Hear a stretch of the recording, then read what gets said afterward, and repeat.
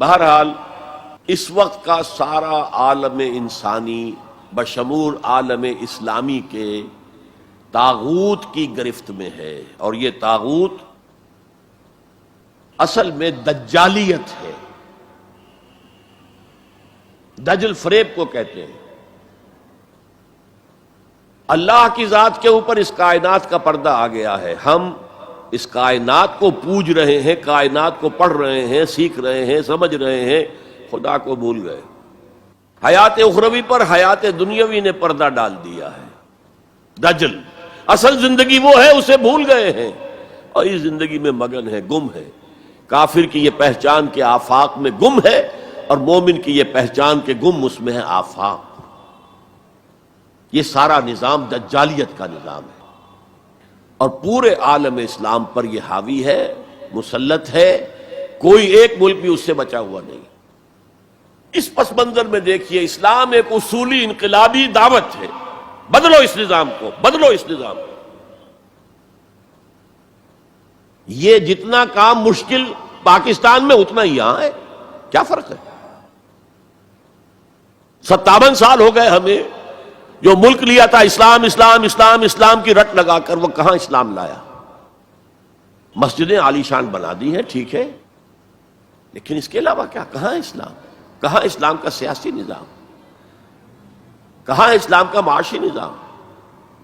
کہاں اسلام کا معاشرتی نظام؟ مخلوط معاشرہ ہے۔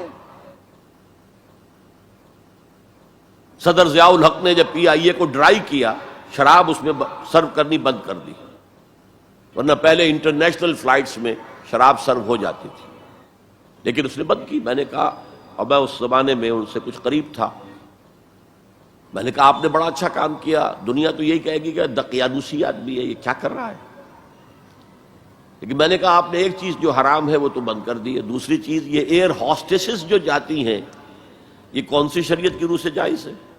آپ حج پر نہیں جانے دیتے مسلمان عورت کو محرم کے بغیر،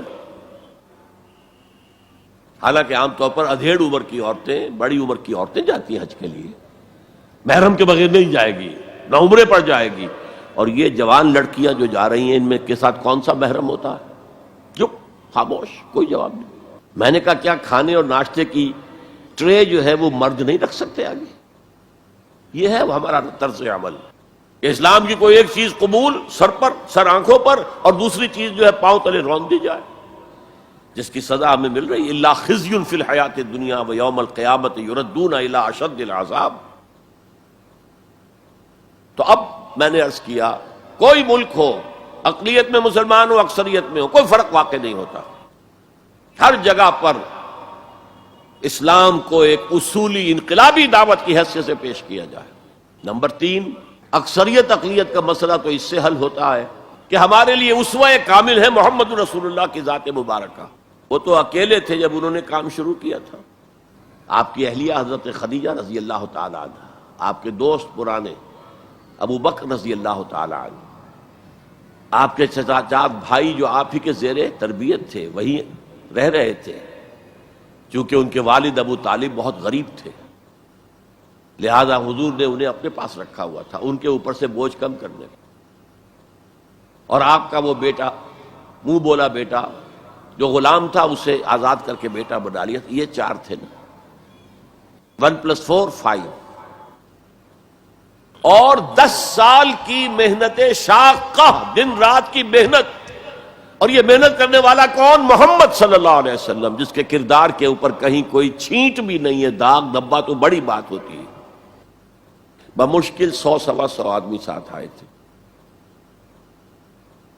تو آپ اس اسوے پر چلیں، آپ کو 100 بھی نہ ملے کوئی پرواہ نہیں، کیا جب کس وقت اللہ تعالیٰ دھارے کا رخ موڑ دے، لوگوں کی توجہ ہو جائے، لیکن اصول وہی ہو، دعوت وہی ہو، اور نمبر 3 میتھڈالوجی وہی ہو۔